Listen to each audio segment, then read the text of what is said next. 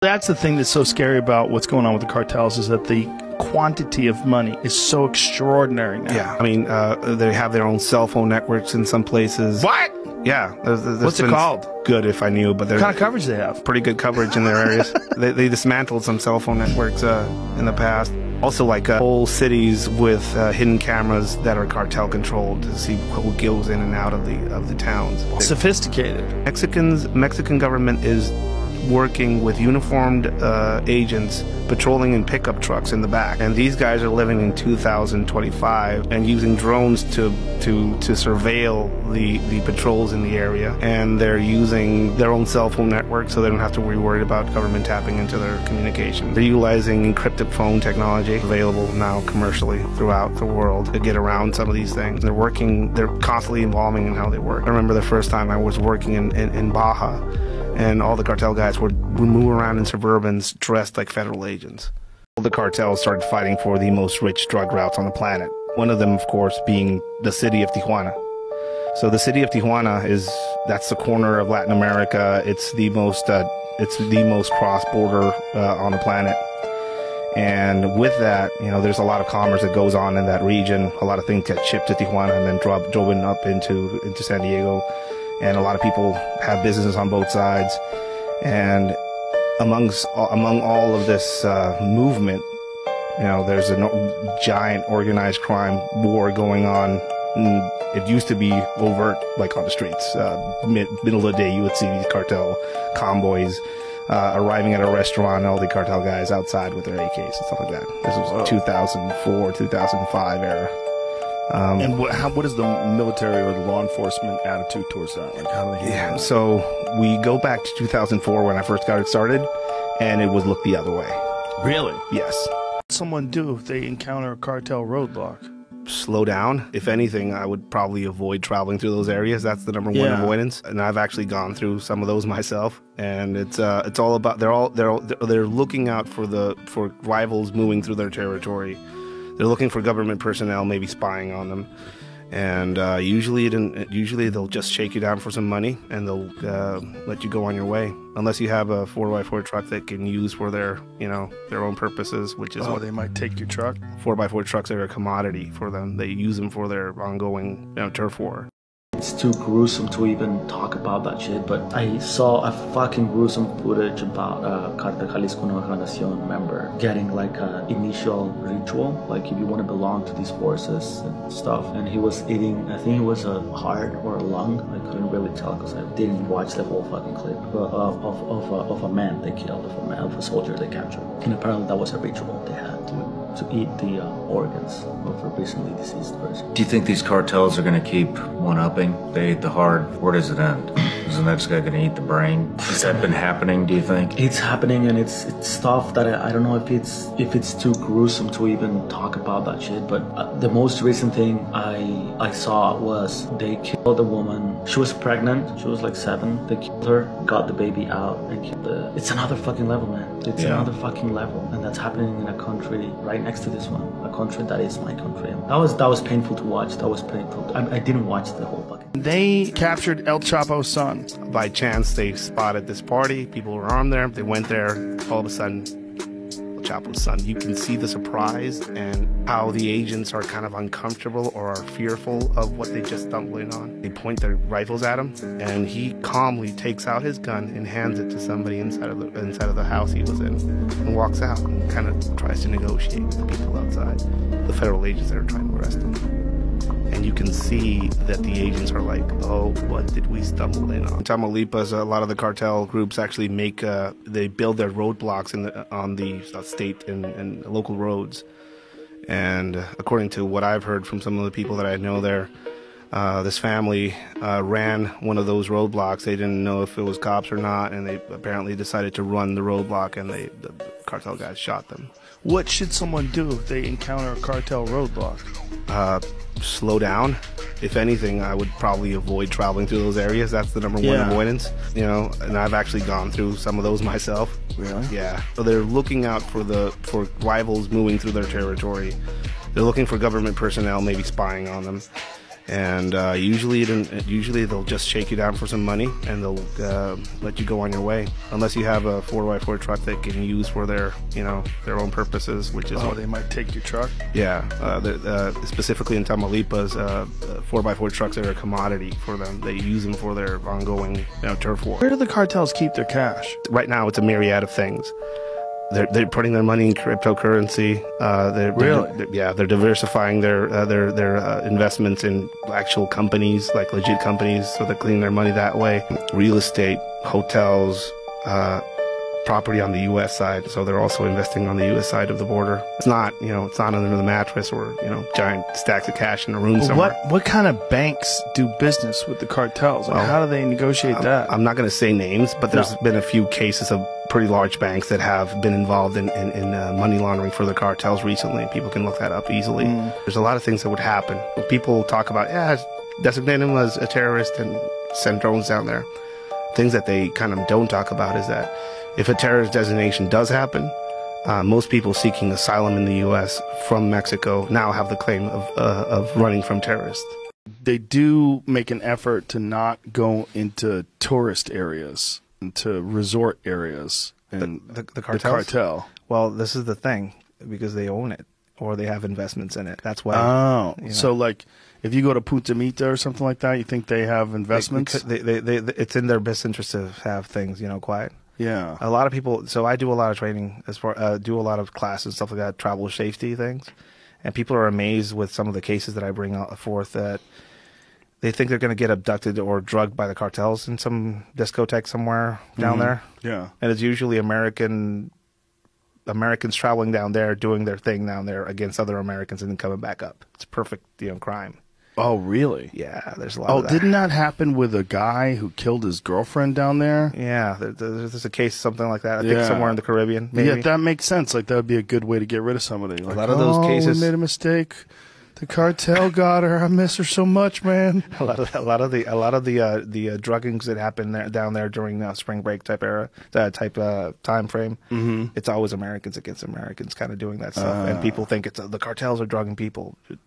No, sometimes it's Americans taking advantage of the whole being in the foreign land type thing. If everything is so corrupt down there, how does a guy like El Chapo keep getting popped? Because when I saw his escape, I was like, this is hilarious. The fact this guy goes to the toilet and then he opens a door and whoop, he's in a tunnel and on an electric scooter and goes a mile, pops up on the other side. And they had everything set up for him with electricity. Like, I think the thing that people kind of don't understand about the corruption is it's not just corruption because people are greedy. It's also fear-based corruption. So if you don't do what I say, we're going to kill everybody in your family, even your dog. That type of thing, right? So because to get into Mexico is easy. Coming to America is where it's difficult and they check you.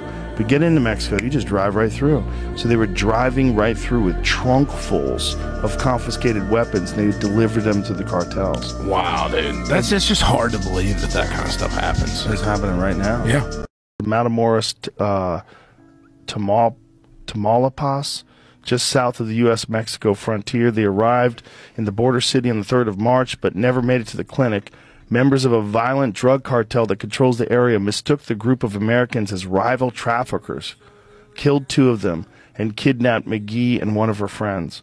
McGee and Eric Williams were rescued within days, and the bodies of her cousin, Shaheed Woodward, and friend Zindell Brown were later repatriated. On Thursday, 5 men who allegedly carried out the attack were dumped on a Matamoros street, along with a surreal letter of apology, purportedly from the Gulf Cartel.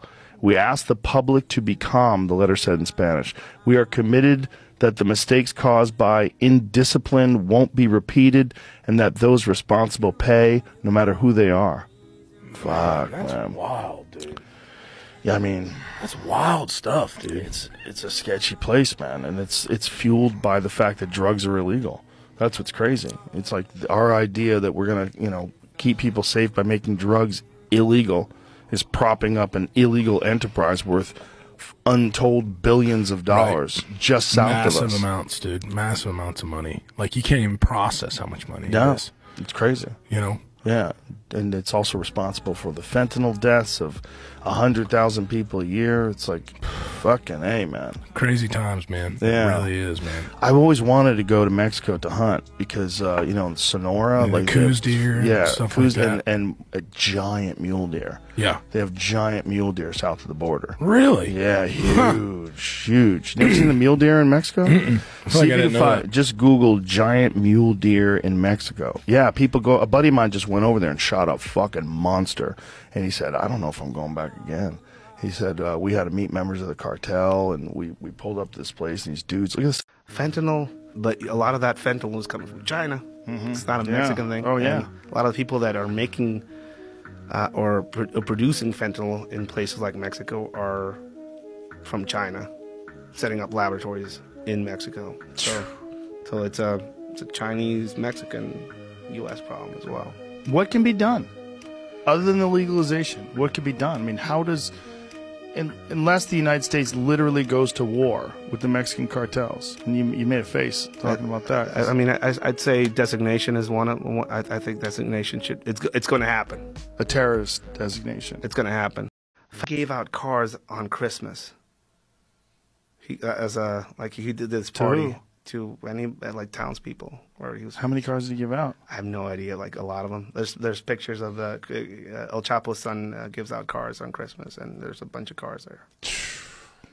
You know, again, who are you? Like who are you Right. going to go towards him? Of course. or the government. You know, you give me Yeah. a car, you don't give me anything. Yeah, they like you said, hearts and minds. They're really Hearts and minds, and you know, they pay for college education. So there's a whole generation of lawyers, a whole generation of doctors. They pay for immigration procedures. So hey, you want to, you know, yeah, I'll pay for your immigration, but you know, I'm going to call in some favors later on. Okay. Wow. So that's you know that's how you grow. It's full on mafia shit. Guy on yesterday, this guy who wrote this book, El Narco. His name is Joan Grillo, and he's an investigative journalist who lives in Mexico, and he studies the cartels. They sell organs. And but this is one of the things he was saying was that they get these people used to killing, and they were getting these kids and having these kids kill at a young age and dismember people. And they were doing it to get the fear out of their body. So this one guy who they had a nickname for him, Tyson. He was a cop, but he was also in charge of hiring these little kids and training these little kids to be assassins. And he would teach them how to dismember people. And he was going into it and all the things they did and all the beheadings that they did. And he was saying that they try to that in certain groups of people, when they have this organization, they try to get them used to horrific acts. Well, it's called the cement of blood. And that's a Heinrich Himmler term, head of the SS, is that the SS, as you know, Hitler had about 7, 8 years. Put up some of these cartel soldier kids at 12 years old. Looking at a country that might be completely run and overrun by criminal organizations and drug sellers. Some parts of it are already. Yeah. So what I think is going to happen is you'll see escalations. A clear sign or a clear group that is like a sign of things to come is the new generation cartel. The new generation cartel is a cartel that was it used to be called Los Matacetas. It was basically an armed enforcing group that Sinaloa cartel made to go after their main rivals, the Zetas, which were originally members of Mexican special forces that said, you know what, we're going to be cartel guys now, and cartel enforcers now. So they whole sordid history. Yeah, and you know, lots of anybody in Sinaloa has some sort of relationship to the cartels because they're part of culture there. There's just no way getting around it. We have a problem with them. Do we have a problem with the cartels, or are we working with the cartel? Well, for sure, someone's working with them. I mean, it's not just like 100% Mexican citizens that are sneaking across here and doing all this business. Joined, you expected it to be regular law enforcement. When it became this counterinsurgency, militarized effort against the cartels, was there every time where you were like, I got to get the fuck out of this job? Like, this is too dangerous. Yeah, I mean, my generation, I was part of the 7th generation of officers going through this program, policing. And out of my generation, the first year we had 2 of them in jail for corruption charges. and 3 dead. You know, just from, Out of how many? Out of 23 guys. So out of Just 23 guys, 2 in jail, 5 gone. 5 gone. 2 of them very dramatic. 2 of them were kind of the origins of how I got into the whole counter abduction type thing. 2 of my guys got picked up outside of a hotel in the downtown Tijuana, and by cartel members dressed as federal police officers. The whole 9 yards, the uniforms, the car, everything cloned. They got asked for their papers outside and got put into a van. They found them a day later, you know, horribly, you know, mutilated and all this type of stuff. Tortured. Caliber Rifles try to shoot down planes yesterday. Yeah. I mean, what the fuck is going on over there? It's the disintegration of the Sinaloa cartel. Back in 2019, the Los Chapitos, I can't remember his name, he was captured and the police units were forced to let the guy go. Yeah, I remember that. This time, they were able to get him to the airport fast enough, and he's already in Mexico City. We had a couple years back. Look at this here. Oh, yeah. One of the things... This is a guy shooting at airplanes, which is fucking bonkers. I mean, what kind of airplanes are those? Those are probably civilian. And why is he doing this? We're seeing a change in heart of the administration in Mexico. Lopez Obrador, for the first couple of years of his presidency, followed what he called hugs, not drugs. The idea that if we don't bother the cartels, they'll just be nice. Yeah, so that didn't work out. El Chapo and the Sinaloa became the largest drug trafficking organization in America under the Obama administration. And one of the reasons our birth rate went down so far so fast is they basically either co-opted or killed American gangs. So they killed the people who were doing the killing. Not a lot of Americans got killed after that. When you say that they've killed the gangs, like in what way? Because that is an interesting thing that you don't hear a lot about American gangs anymore. Well, that's because they're not there to the same degree. So the Sinaloa, they co-opted the Hispanic gangs, especially the Mexican gangs, because there wasn't a language barrier there. And they really targeted and gutted a lot of the African-American gangs. They took over drug smuggling and distribution from them to deny them income, and then they just shot a lot of people. The violent crime rates in the United States, they've been trending down really significantly since about 2004. And the drop from 2004 to roughly 2014 was amazing. That's largely Sinaloa. In China. And then China is sending it to the Sinaloa cartel. And the cartel is then turning it into these pills. And then these pills are coming into America. And the DEA estimates that they are intercepting about 10%. And what they are intercepting is enough to kill every American. Jesus Christ.